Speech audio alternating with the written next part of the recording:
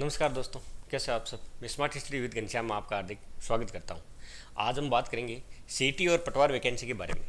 सीटी और पटवार वैकेंसी ऐसे है कि ये पटवार वैकेंसी वो सीटी के अंदर शामिल होने वाली, इसके आपको सबूत मिल गए होंगे। और पटवार वैकेंसी है जो 2000 पदों के लमसम में जो जल्दी आने वाली है, मार्च या अप्रैल में, उसके भी नोटिफिकेशन हमारे पास आने वाला है। उसकी ऑथेंटिक सूचना हमारे पास आ चुकी है। और रही बात सीटी की, तो सीटी के बदलाव की मैंने पहले बात की थी कि सीटी में 40% का क्राइटेरिया या 50% का क्राइटेरिया करेंगे, तो उन्होंने 40% का कर दिया और एस सी को 5% की छूट दे दी, उनको 35% कर दिया। और वैधता थी, वैधता उन्होंने अभी वैधता के बारे में कुछ बताया नहीं है, तो मुझे यही लग रहा है वैधता 1 साल रहेगी। चाहे कोई भी हो, चाहे ये रहे चाहे ये रहे, दोनों में हमारा काम हो गया और सभी के लिए एक मौका मिल गया। लेकिन एक बड़ी बात उन्होंने सिटी में बहुत बड़ा बदलाव किया कि सिटी में नेगेटिव मार्किंग कर दी। तो नेगेटिव मार्किंग कर दी तो इसका मतलब ये नहीं है कि हम तैयारी छोड़ दें। उसके बारे में हम थोड़ी एक बहुत ही अच्छी जानकारी दूंगा आपको मैं। उससे पहले हम आज की अपडेट देखते हैं। देखो,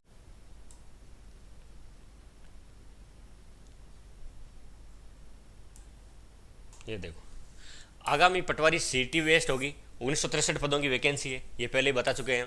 परीक्षा फरवरी या मार्च 2025 में कराने का प्रयास होगा। प्रयास नहीं है, 100% होगा। एग्जाम फरवरी मार्च में ही होगा, क्योंकि सितंबर अक्टूबर में तक तो सीटी चलेगी। उसके बाद जो पटवारी वैकेंसी वो सीटी के अंदर शामिल है। सीटी ग्रेजुएशन वाली, 10+2 वाली नहीं, सीटी ग्रेजुएशन वाली के अंदर शामिल होगी। और उसके बाद जो उसका 40% किया गया है, 40% जिसके भी क्लियर होगा वो पटवारी मुख्य परीक्षा के लिए एलिजिबल होगा।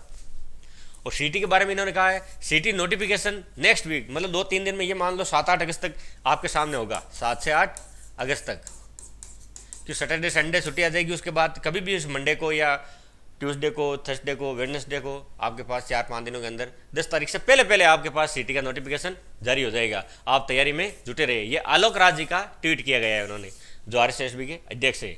अब सीटी से एक और बड़ी इंपॉर्टेंट खबर है कि राजस्थान समान पात्रता परीक्षा सीटी इस बार नेगेटिव मार्किंग रखा जाएगा प्रावधान। तो इसको देख के घबराना कतई नहीं है कि इसकी नेगेटिव मार्किंग है, और नेगेटिव मार्किंग रखना भी जरूरी होता है। क्या है कि बिना नेगेटिव मार्किंग रखे 40% की बात है, तो 40% नंबर कोई भी ले आता है। मैं बताता हूँ आपको, कोई भी ले आता है। चाहे आप कोई भी सब्जेक्ट, 40% नंबर लाना कोई बड़ी बात नहीं है। मतलब आप हिंदी इंग्लिश तैयार करके जाओगे ना, तो भी 40% आ जाएगा। या फिर गणित साइंस और इंडिया जीके करोगे तो भी हो जाएगा। या फिर सिंगल राजस्थान जीके करेंगे तो भी 40% लाना कोई बड़ी बात नहीं है। अगर तुक्का लगाते हैं तो 10 तुक्के में से हमेशा 3 तुक्के सही होते हैं। ये 100% श्योरिटी है, क्योंकि देश के देश कभी गलत होते नहीं। इसलिए 40% नंबर तो कोई ले आता है, इसलिए नेगेटिव मार्किंग जरूरी है।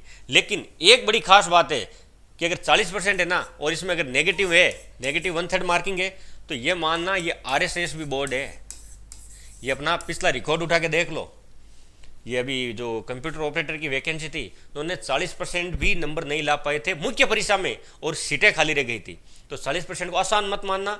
यकीन नहीं हो तो पिछला वीडियो को पेपर देख लेना, उसमें भी 50% भी क्रॉस नहीं कर पाए थे। तो आरएसएस भी अगर 40% का क्राइटेरिया किया है, ये हमको छूट दी है, ये हमारे लायक इन्होंने काम किया है, लेकिन इन्होंने एक क्लोज डाला है कि ये 1/3 नेगेटिव मार्किंग भी होगी। और नेगेटिव मार्किंग होगी है तो पेपर इतना आसान नहीं होने वाला। यह बात आप दिमाग में अच्छी तरह से बैठा लेना, क्योंकि पटवार बनने के लिए पसीने निकालना पड़ेगा। काफ़ी मशक्कत करनी पड़ेगी आपको, बहुत सारी मेहनत करनी पड़ेगी। अब आप ये कह रहे हो कि मैं पटवारी के लिए मेहनत करूंगा, सीईटी के लिए क्यों करें? तो वही बात है, ये आप ये समझ लो कि पटवारी का फ्री है।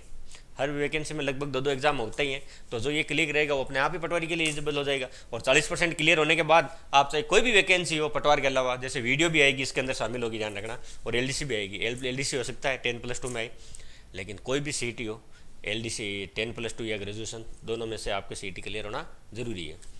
तो पटवारी बनने के लिए पसीने तो छुड़ा देगी बोर्ड, ये तो भाई गारंटी है। ये सीईटी का पेपर देख लेना आप, ये आसान नहीं आने वाला है भाई। पेपर बहुत ही आपको बड़ा ही कठिन मिलेगा। इसके लिए आपको अभी से तैयारी में जुट जाना है, बिना सोचे समझे। और सीटी और पटवार की कुछ कॉमन बातें हैं। इनका क्या क्वेश्चन सिलेबस कॉमन है, देखो मैं बताता हूँ। ये है सीटी का, ये ग्रेजुएशन वाला है भाई, और ये पटवार का। ये पिछला सिलेबस है, तो सिलेबस क्या है कि हमेशा पिछला ही रहता है। कोई 1-2% 5% चेंज होता है, उससे कोई खास फर्क नहीं पड़ता। इसमें क्या है कि पटवार में सिलेबस पूरा का पूरा डिफाइन किया गया है कि किस सब्जेक्ट से कितने क्वेश्चन आएंगे, उन क्वेश्चन का वेटेज क्या है, टोटल नंबर ऑफ मार्क्स कितने हैं। लेकिन इन्होंने क्या कि ऐसा नहीं किया कुछ भी कि सिलेबस में किस सब्जेक्ट से कितने परसेंट आएंगे। इन्होंने सीधा बता दिया प्रश्नों की संख्या होगी 150, कुल अंक हो गया 300 और समय होगा 3 घंटा। तो सिलेबस देखो, आप कॉमन सिलेबस डिफाइन करना है, क्या कि इसे अलग क्या है। देखो ज़रा ध्यान से, इंपॉर्टेंट बात है, बीच में मत छोड़ना। जैसे इसमें पहला क्या है पटवार में, जनरल साइंस, तो जनरल साइंस इसमें भी है, विज्ञान एवं प्रौद्योगिकी। हिस्ट्री पॉलिटी और ज्योग्राफी ऑफ इंडिया, इंडिया की हिस्ट्री पॉलिटी और ज्योग्राफी, तो ये इसमें भी है। देखो राजस्थान की, इंडिया की हिस्ट्री और इंडिया की इकोनॉमी और भारत की पॉलिटी और भारत का ज्योग्राफी भूगोल। और जनरल नॉलेज करंट अफेयर, वो करंट अफेयर तो सब में होता ही है, समसामयिक घटनाएं इसमें भी है। ठीक है, ये राजस्थान की हिस्ट्री कल्चरल ज्योग्राफी, ये भी इसमें ही है। जनरल इंग्लिश एंड हिंदी, तो अंग्रेजी और हिंदी सामान्य, इसमें भी है। रीजनिंग और मैथ, तो रीजनिंग और मैथ इसमें भी है। तार्किक विवेचन, मानसिक योग्यता, इसमें भी है। और बेसिक कंप्यूटर, तो बेसिक कंप्यूटर इसमें भी है। उल्टा जो इसमें वो क्या है कि पटवार से थोड़ा सिलेबस ज़्यादा है, और ज़्यादा भी है। तो और एक बात और ध्यान रखना, सीटी का पेपर आरएसएस भी कोई भी एग्ज़ाम लेता है ना, तो पेपर हमेशा कठिन नहीं बनाता है। चाहे आप वीडियो का देख लो, संगणना का देख लो, कंप्यूटर ऑपरेटर का देख लो, या फिर इस बार जो सीटी होगी, ये पहली भविष्यवाणी समझो कि अगर 40% क्राइटेरिया किया है तो आरएसएस भी चुपचाप नहीं बैठने वाला, आपकी जड़ें तक हिला देगी। एक एक सवाल के लिए पसीने छुड़ा देगा, और किताबों में ढूंढते रह जाओगे ये सवाल कहाँ से आया। तो बिना किसी कोचिंग के ऐसे झमेले में मत फंसना, ऑथेंटिक बुक से तैयारी करना, और जितना हो सके अपना सारा का सारा समय वक्त सीटी को दे दिया करे।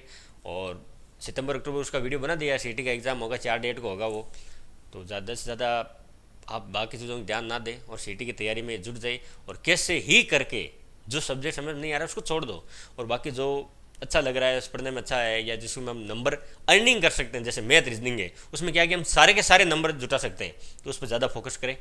और ज़्यादा इंडिया जीके के जमेले में कम पढ़ना है, क्योंकि इंडिया जीके इतना खास पूछा नहीं जाता, और पूछा भी जाता है तो कोई हल्का फुल्का होता है, उसका आप ऊपर ऊपर से नज़र मार सकते हैं। और बाकी तो सीटी ही ग्रेट है, सीटी को हम कम नहीं आंक सकते। तो हमारी प्रयास था कि 40% करवाने का, तो सरकार ने हमारी सुन ली और बोर्ड ने आदेश जारी नहीं कर दिया, और साथ के साथ नेगेटिव मार्किंग का भी किया। तो हम नेगेटिव मार्किंग की जो मार है वो हम झेलेंगे और सीटी को क्लियर करके दिखाएंगे। तो समय ना गवाते हो, आप अपनी तैयारी चालू रखो। और भी कोई नई जानकारी होगी तो आपके सामने तुरंत लेके आ जाऊँगा, आप हमारे साथ ऐसे ही बने रहिए। तो आज की जानकारी यही समाप्त करते हैं। जय हिंद, जय भारत, जय जय राजस्थान, नमस्कार।